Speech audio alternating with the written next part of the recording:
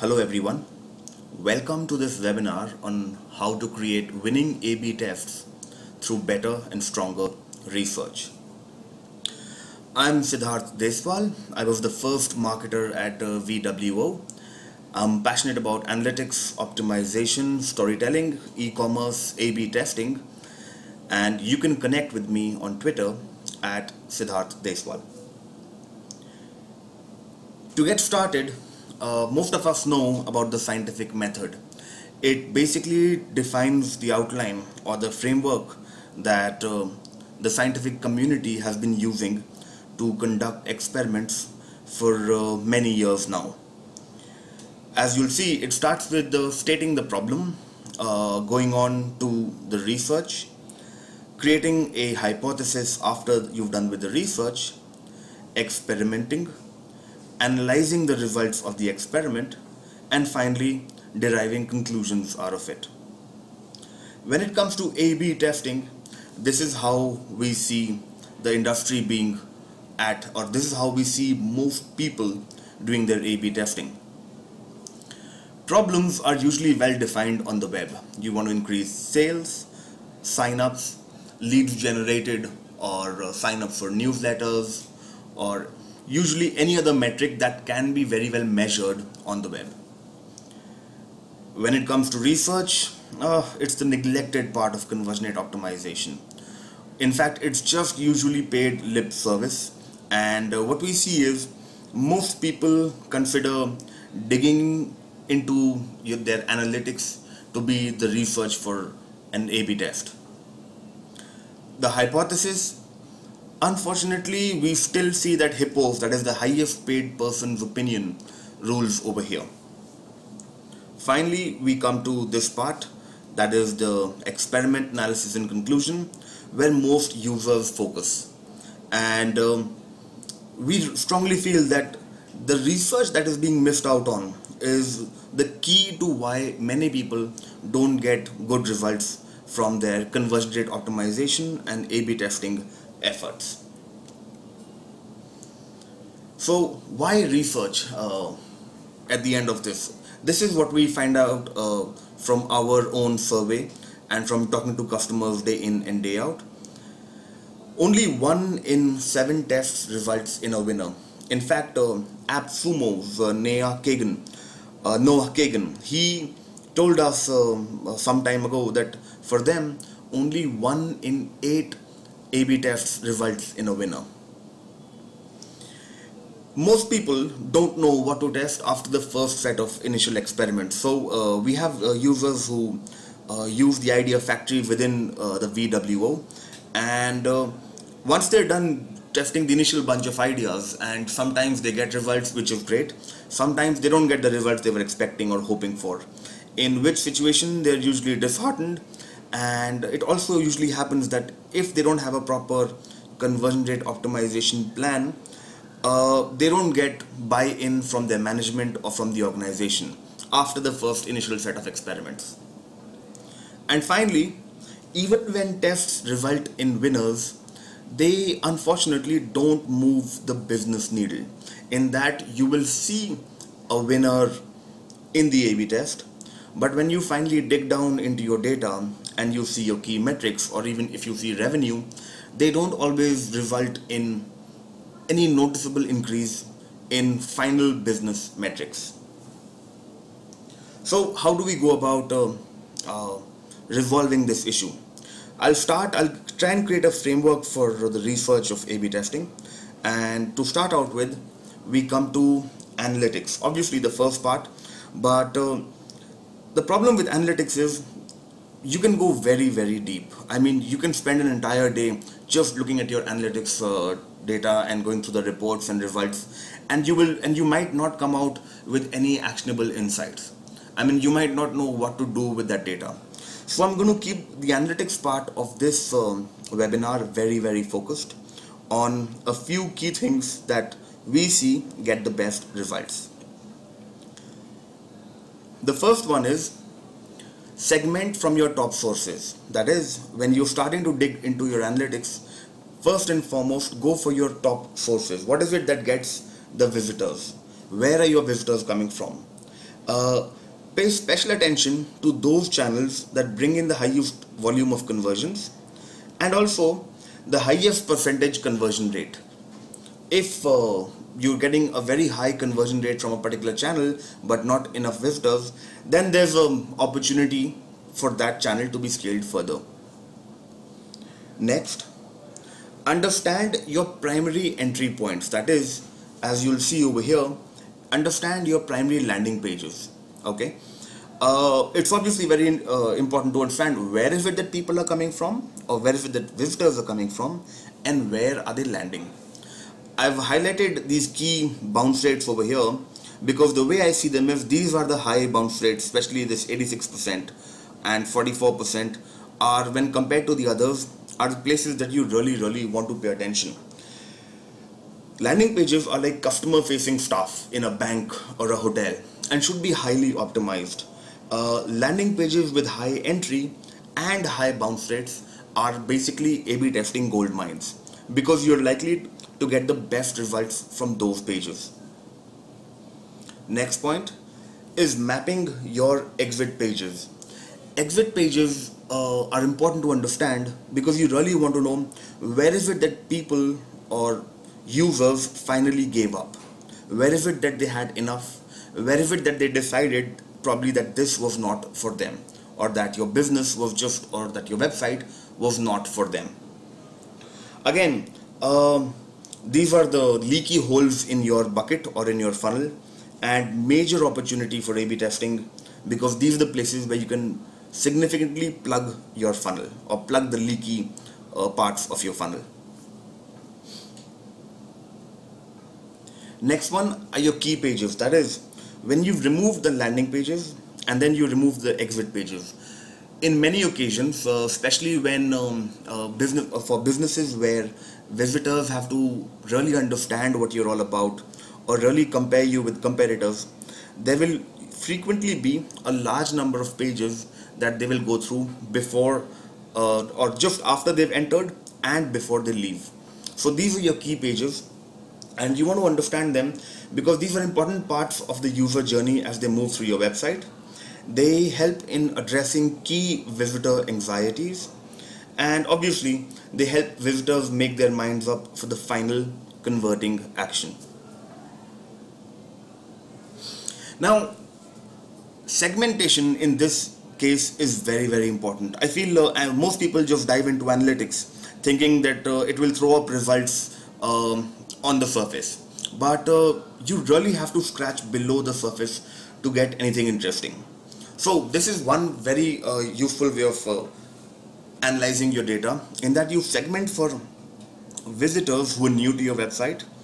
That is, if obviously the people who come into your website, and the most important people who come into your website are the ones who are new and who have not bounced off. Bounce rate is great to know which landing pages of yours are not working, but what you really want to understand is the people who are new and they've just come on your website, what are they doing? What are they discovering? How are they moving around the website? What information, key pieces of information are they looking at to make their minds up? Which is why new visitors that did not bounce is a very important segment for a large number of businesses. The next segment would be, again, okay, new visitors who did not bounce, and what you want to look at is the pages per session and other metrics that are really important. The next segment after this will be visitors who behave similar to those who convert. Let me explain that. For example, in VWO.com, our primary marketing goal is free trial signups. Now, what we do is, the segment that we do is, call them free trial converters. We essentially say all those who converted or signed up for a free trial. Then we go back and we try and understand their behavior. For example, in our case, the average free trial converter will probably move to 2.28 pages. The average session duration will be about 6.5 minutes, and 63% or to 64% almost of our visitors who sign up for a free trial are new visitors. Now, what we really want to do is to understand those who behaved similar to free trial converters. So what we do is we go back to our Google Analytics and we try and create a segment in which we basically put in the same filters. That is, someone who probably, okay, this is 10 minutes over here, sorry about that, but someone who was on the website or the average duration was more than 6 minutes, the average page views was more than 2. And then what we, again, once we got this segment, then we want to look at how they behaved. What were their landing pages, what were their exit pages, what were the key pages that they moved on to, and then other forms of testing that I'll come to later. Like I said, we analyze these visitors who behave like converters but did not convert by looking at the top sources, entry points, and exit pages. The next part of testing for us is usability testing. Putting 5 to 10 users in front of your website or landing pages and observing them can teach you far more than most other forms of research, because a lot of research, a lot of insights are very qualitative in nature, and analytics gives you the quantitative part of how users behave. But there are many instances where there's something wrong on your website, then analytics can just indicate towards, it cannot really point it out. Most importantly, these users have to be representative of your target customers. That is, the people whom you're putting in front of your website for usability testing have to be very representative or very close to what your ideal target customer is like. For example, this is how we would go about a usability test. You put someone in front of an e-commerce website and you give them a task. Say, you received a damaged product, try and return it. Okay. Now, the way you frame questions for usability testers or test participants is extremely important and will to a large extent affect the kind of insights you get from them, from their behavior, from the problems they encounter, and the questions they generate. Let me give you an example. You receive a damaged product, try and return it. The user will probably search for the returns policy page and then proceed to follow the steps listed on that page. Pretty simple, okay? But when you receive a damaged product, what do you do now? If this is the question asked, here's what all could happen. The user opens the live chat window and asks the rep what to do, or takes to Twitter to complain to the brand, or looks for the returns policy page. That is the way you expected them in the first question to behave. And here's the most important part, or the most interesting and useful to us. The user does something that none of us are able to anticipate, which is when the most amount of insights, or when you get that aha moment where you realize, wow, there's something we'd never even thought of. Coming back to our question, you received a damaged product, try and return it, versus you received a damaged product, what do you do now? The first question is useful when trying to understand roadblocks in a specific process, but the question has already biased the user towards a particular action. Alright, and the action being over here, try and return it, which might be the case for most users, in that they want to try and return the product and get their money back, no doubt. But the second question, you received a damaged product, what do you do now, is a better indicator of what's going to happen, because here you have not biased the user in any way. They've simply, they can take any natural course, whatever comes to their mind, which gives the tester better insights. But obviously the tester has to be more open to ambiguous responses. Then comes the measurement part of usability testing. Obviously the first part is asking great questions, getting the right candidates or the right participants, asking very smart questions, and then measuring. So we start with this is the quantitative measurement of usability testing, something that you can put to numbers and see how is the flow of the user, how is the product or the website behaving in terms of making it easy for the user to reach their goals. So the number of clicks to solve the problem, time taken to solve the problem, number of page loads to solve the problem. I think this is really important because generally we've seen that the more page loads or the more pages a user has to navigate to solve their goal or get to their or to solve the problem and get to their goal, the more drop off. In that at every step you're giving them an opportunity to drop off. Errors while attempting to solve the problem, and if a problem is created, will usually, or most problems will usually have multiple goals, that is multiple sub goals which need to be accomplished to complete or take care of the entire problem. For example, if we were to ask someone to start an A/B test on VWO, there would be multiple sub goals within this problem, which would start with, say, including the code on the website, creating an A/B test on the visual editor which comes out correctly on different browsers, and finally making the test live. Then comes the qualitative insights. For qualitative insights, you really want participants to vocalize their thoughts while going through the entire process. Now, one small drawback of that is they will usually take more time to complete the entire step, but it's well worth it because you get a lot of insights when users are just thinking aloud as they go about your website. So, what catches the participants' attention in the first 10-15 seconds after the landing page is loaded? How quickly is the headline able to communicate the business's primary offering? We've seen from our data that the majority of tests that users do are on call to action buttons followed by headlines. So headlines were almost always very, very important. Sometimes you're in a market or you're in a space where your problem is well defined, that is, and your offering is well defined, in which case users will and visitors will immediately know what it is that you're offering. In certain cases that is not true. In fact, many cases that is not true, which is why you really want to understand how quickly is your headline able to communicate your primary offering. How does the participant search for information? Very important for e-commerce, in which case we usually see the participants always going to the search box or going to Google, adding the product that they're looking to search and adding the name of the website. So for example, let's say name of a book space Amazon, something like that. How convinced is the user with and without trust signs and badges and social proof? Questions that the user generates while attempting to solve the problem. Again, gold mine of insights right over there.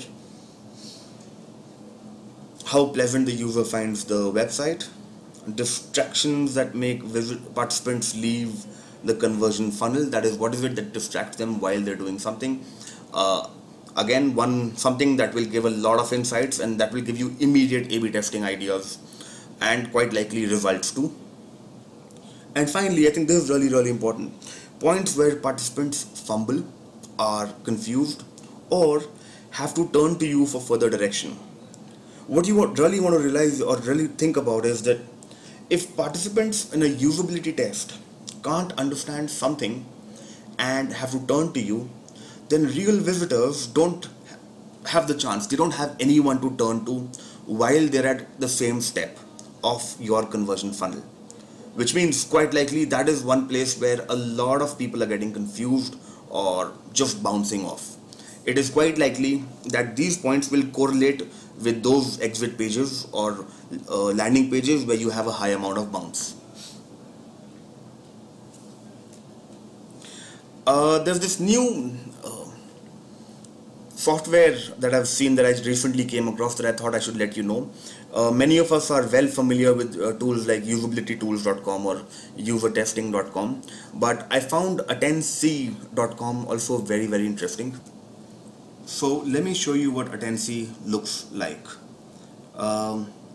Basically, they give you a blurred page, and to understand the page, what you have to do is move your mouse over. So for example, you move your mouse over here and you see a little bit of oval in which the underlying page is clear.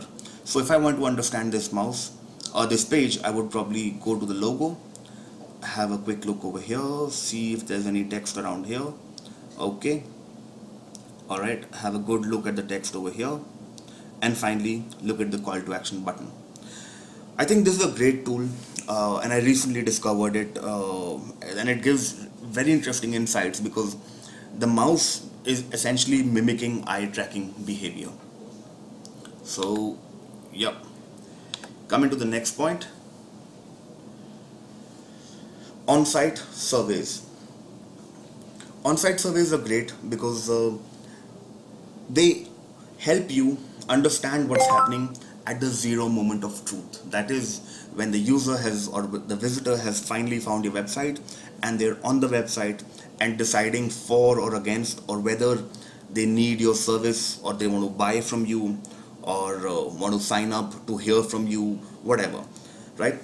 The tool that we use for our on-site surveys is Web Engage, and obviously we have a huge number of questions that we've segmented based on where we want to understand what. So for example, for software as a service products, pricing, features and trial sign up pages, what's stopping you from signing up from us? The insights that we draw from this are common concerns, objections and anxieties. On the top exit pages, great questions to ask is there something you were looking for that you couldn't find on the website? This is again reasons that the users are leaving, or information that they need to make a decision but couldn't find. On the top landing pages and home pages, how familiar are you with, in brackets, whatever business offering it is? This question helps you understand the sophistication and experience of your visitors. If the majority are familiar with your offering, you need to move them to the desire stage of the AIDA, that is the attention, interest, desire and action funnel. If users or visitors are not familiar with what exactly it is that your business provides, then you probably need to spend time and spend content on the website to educate them. And the top landing pages and homepage, where did you come to know of us from? A lot of people get the majority of their traffic from Google, but in many cases that is not where your visitors first heard of you. We've noticed, especially for VWO, that many of our visitors come to know about us, or many of our customers come to know about us through referrals. That is an influencer or another A/B tester or a conversion rate optimization agency that they've been in touch with. That is usually how they first hear of VWO. Then they look us up on Google, or that come as direct searches, and arrive on our website. So Google was the channel that was tracked online, but actually where they really came to know about us from was somewhere else.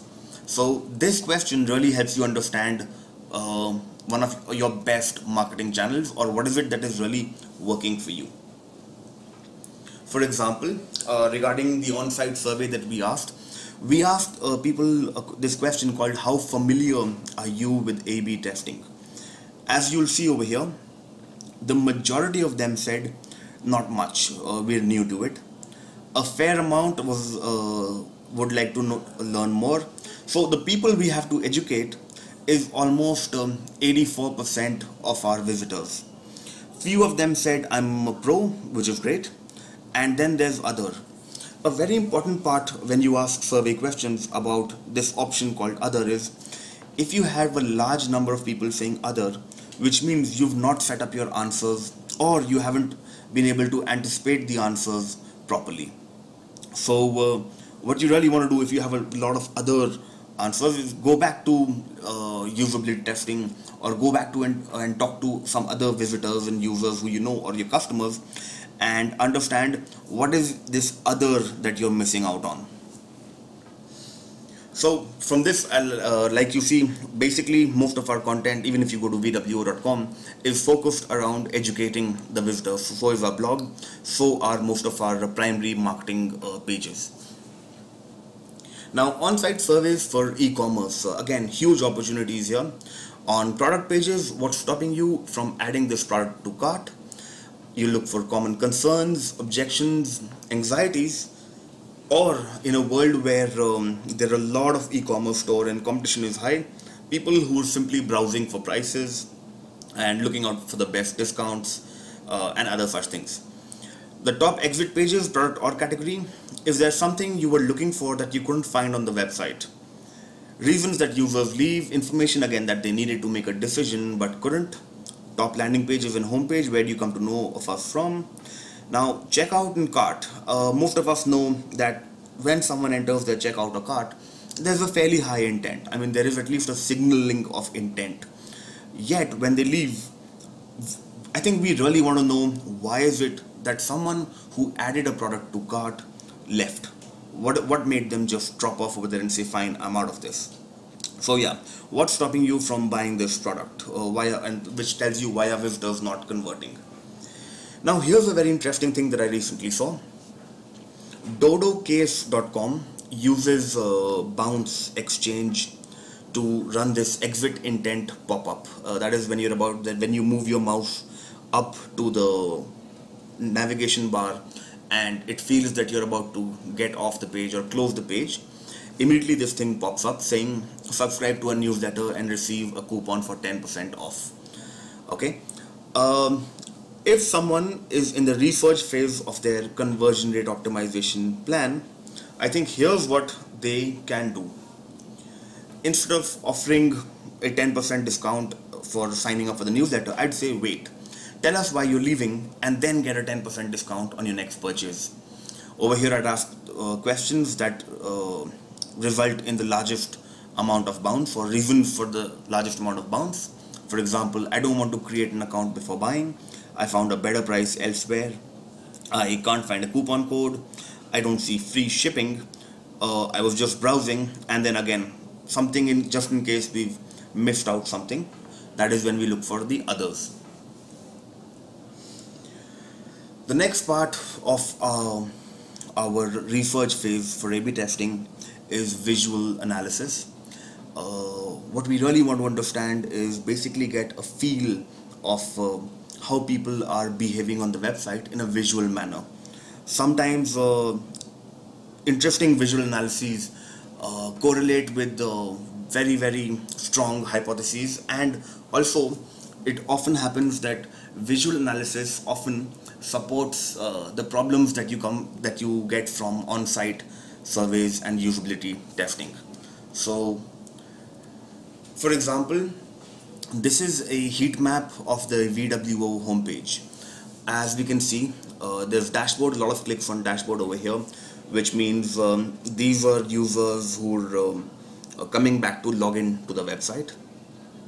Then we have plans started $49 per month. This is not a link, but generally speaking, when you write a dollar amount somewhere, people expect it to be the link to your pricing page, which is why I'm assuming a lot of people are clicking over here. And then finally pricing, which is where the majority of our traffic goes after, or the majority of our new traffic goes after they've landed on the homepage. They want to check out the pricing, and then finally the features.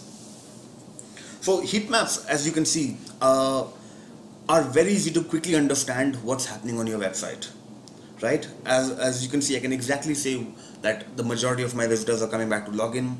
I can say that, or I can see easily that pricing is really important, and then followed that comes after, or that just after pricing, it's really important to see the features of the tool that people are interested in. So here's a case study of the heat maps. Pair app, it is now called couples.me. This was their landing page when they were called Pair, and if you can see, you have a navigation bar over here. You have these buttons, social sharing, and just a quick image like that. So this is what their heat map looked like. When they looked at the heat map, they saw a lot of clicks on the navigation bar over here and not so much on these buttons, which were their primary goal. So this is what they did. Just taking this as a hypothesis, what they felt that the navigation bar was too prominent and was probably distracting people from downloading or going to the Play Store and the App Store. So the growth hacker at a pair app called Lim, he shifted this navigation bar down to the bottom over here. Now, because of that, here are the results. 25% increase in clicks on the App Store buttons, right? Just because he realized that a lot of people were looking at the navigation bar before anything else, shifted that down, brought them lower, increased the prominence of the CTA buttons, and increased clicks on App Store buttons. The next part of visual analysis, scroll maps. Just to clarify, VWO does not currently provide scroll maps, but we feel they're a great resource to understand what's happening on your page, what content is getting consumed most, and what content is being ignored, which means it's probably not really serving the purpose that you intended it to serve. Also, now this is something really interesting that I'd like to show you. So when we ran a on-site survey on our pricing page, asking people why are they not signing up for the account, what we realized was a lot of people gave us this feedback that, or they asked us this question, that do you can VWO, when you buy a VWO account, does it run on an unlimited number of websites and on an unlimited number of domains? Which was something that it does. I mean, VWO, once you buy this thing, you're only limited by the visitor count. All right. This information was down below. It was there in the FAQ over here. Okay, previously in our previous iteration of the pricing page, this information was down over here. So then we realized that fine, that people are not really scrolling down over there. And this information is really important for them because a lot of marketing tools out there limit users by the domains that you can run it on. You can run the tool on. So here's what we shifted this right up over here and added this: unlimited domains, unlimited campaigns, and unlimited changes. The second thing that they would ask us most is, initially we just had a big free written over here. Not a free trial, just free, right? Because the assumption was that the word free itself would help us convert a lot. But that was not right. That was actually confusing our visitors, because the second most asked question was, what after the free? Or what after the 1 month gets over? And is this a free for life, meaning 1,000 visitors monthly free for life? Or is it just 1 month? Now, in this case, we have basically made our communication clearer by changing free to free trial, valid for 30 days, no credit card required. This will probably not get us more leads. It's unlikely to get us more leads, which is okay, because it's not really about getting more leads or free trials. It's more about the quality of the free trials. It's quite likely that people who signed up for the free account and after 1 month they'd feel cheated, and they might even react saying that you guys are not being fair and you're not being honest about what you're offering. So that is one way of using visual analysis and on-site surveys. Coming back to the final point of our webinar, the most important point, where all your research finally basically comes down to the hypotheses that you come up with. Now, great hypotheses are made from great research. That is, the aim of great research should be to produce great hypotheses. And I define great hypotheses as those that understand and take into account the core of your visitor's behavior. Because what analytics shows you is a very superficial level in many cases, or it is sometimes just indicative that this is what the user or the visitor might be thinking. This is what it seems, or this is what they seem to be doing. But a full-fledged research program, or a detailed and well executed research program, will tell you what exactly is it that's going on through the majority of your users' minds. To create a hypothesis, I found this great framework over at marketingexperiments.com. It's called the change effect model, which says changing. Okay, the change effect model depends on presumed problem. That is, what is the problem that you think is affecting or reducing your conversions? What is the proposed solution? And what is the anticipated result? So the way they put it was changing what your analysis indicates as a problem into the change that you think will solve that problem will, or what will the effect that will come out of it in your on your key performance indicators. Now, the most important part of this entire webinar, finally, how do you put all of this together? That is really important. That how do you start with, let's say, looking at your analytics and finally coming down to a hypothesis that is very well thought out and leads to A/B tests that give solid results. So, first of all, start by creating a segment that shows only those visitors who came from your largest or most important traffic source. The reason I say this is because, or the reason I think, because there's also a lot of noise on any website. Usually there's a significant amount of noise. People who've just landed, maybe, I don't know, from channels that are not very relevant, who've mistakenly searched for something, or who probably heard about you somewhere but did not know what you were about and just came to your website.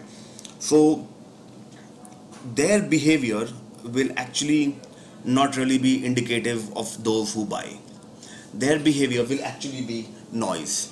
So start by creating a segment that shows only those visitors who came from your largest and most important traffic source. Important meaning conversion rates are high. The second is get a list of the top landing and exit pages for this traffic source. You can, like I explained, you can also segment by, say, new visitors who've not bounced, and also old visitors, because in many e-commerce stores it is very important to get old visitors or re-engage visitors who've already bought from you and have come on the website through remarketing and email retargeting.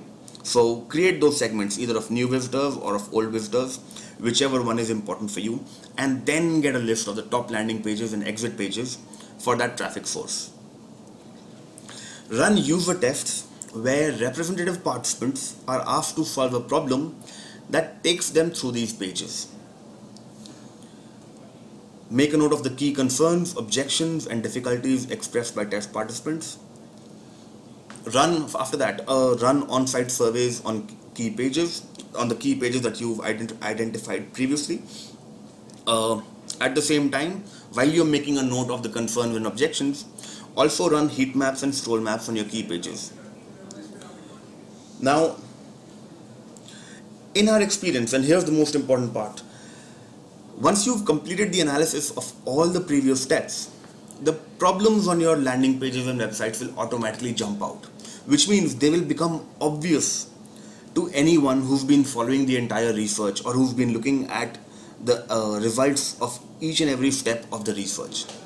I mean, by that time, it will simply happen that they come out, they kind of bubble out of the ocean, and you just know fine that these are my key problems that have been correlated through on-site surveys, through usability testing, and other methods.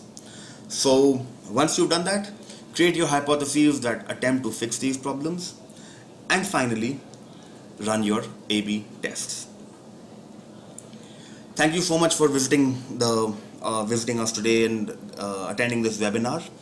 The answers to your questions have been added in the landing page where you see this webinar, and do visit vw.com and A/B test more. Thank you so much.